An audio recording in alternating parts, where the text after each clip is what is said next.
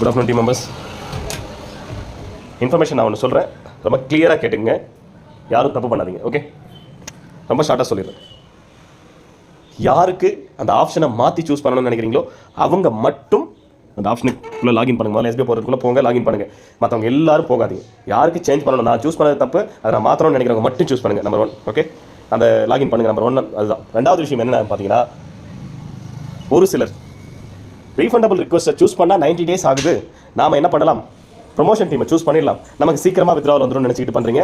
So promotion டீமுக்கும் sales டீமுக்கும் அவ்வளோ சீக்கிரம் வித்ராவல் நாங்கள் கொடுக்க மாட்டோம், அவங்களுக்குலாம் லேட் ஆகும். ரைட், அவங்களுக்கு உண்டான அந்த டிடக்ஷன் அமௌண்ட்ன்றது ரொம்ப அதிகமாக தான் பிடிப்போம். பட் வித் ரீஃபண்டபிள் பொறுத்த வரைக்கும் நீங்கள் எஸ்பிஐ விட்டு போக போகிறீங்க. ஸோ எவ்வளோ குயிக்காக உங்களுக்கு கொடுக்கணும்னு நினைக்கிறமோ அவ்வளோ சீக்கிரமாக கொடுத்து உங்களுக்கு எல்லாமே க்ளோஸ் பண்ணிடுவாங்க. அதனால் நான் payment withdrawal request refundable request கொடுத்தா எனக்கு 90 days ஆகும், அதனால் நான் ப்ரொமோஷன் டீமை சூஸ் பண்ணணும்னு நினச்சி சூஸ் பண்ணுறீங்க இல்லையா, அதை பண்ணாதீங்க. அப்படி பண்ணால் நீங்கள் தான் பிரச்சனை இல்லை மாட்டீங்க. நீங்கள் ரீஃபண்டபிள் ரிக்வஸ்ட் கொடுத்தாலே உங்களுடைய பேமெண்ட் எல்லாம் சீக்கிரமாக வந்துடும், ரொம்ப குயிக்காக வந்துடும். ப்ரொமோஷன் டீம் சேல்ஸ் டீமோட ரொம்ப குயிக்காக வந்துடும். இந்த ரீசனுக்காக ப்ரொமோஷன் டீமை சூஸ் பண்ணாதீங்க. உங்களால் மற்றவங்க பாதிக்கப்படுவாங்க. அந்த 1,50,000 பேர் மெம்பரில் உண்மையிலேயே வரணும்னு நினைக்கிறவங்க கூட உங்களால் பாதிக்கப்படுவாங்க.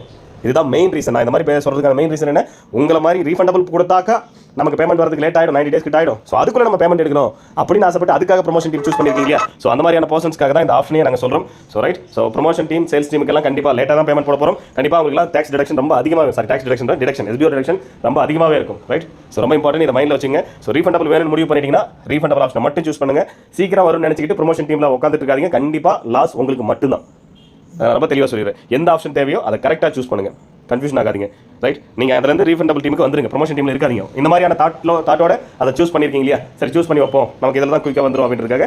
ஸோ அப்படிலாம் சூஸ் பண்ணாதீங்க. ரீஃபண்டபிள் சூஸ் பண்ணுறவங்களுக்கு ரொம்ப குயிக்காக உங்கள் பேமெண்ட்லாம் செட்டில்மெண்ட் பண்ணிடுவோம். ஸோ அது எஸ்பிஓக்கு ரொம்ப யூஸ்ஃபுல்லாக இருக்கும். அதனால் உங்களுக்கு தான் ஃபஸ்ட்டு ப்ரிஃபரன்ஸ் கொடுத்து பேமெண்ட் போடுவோம். நீங்கள் பயப்படாதீங்க, ரொம்ப குயிக்காகவே வந்துடும். ஸோ நீங்கள் தாராளமாக ரீஃபண்டபிள் டீமே சூஸ் பண்ணுங்கள்.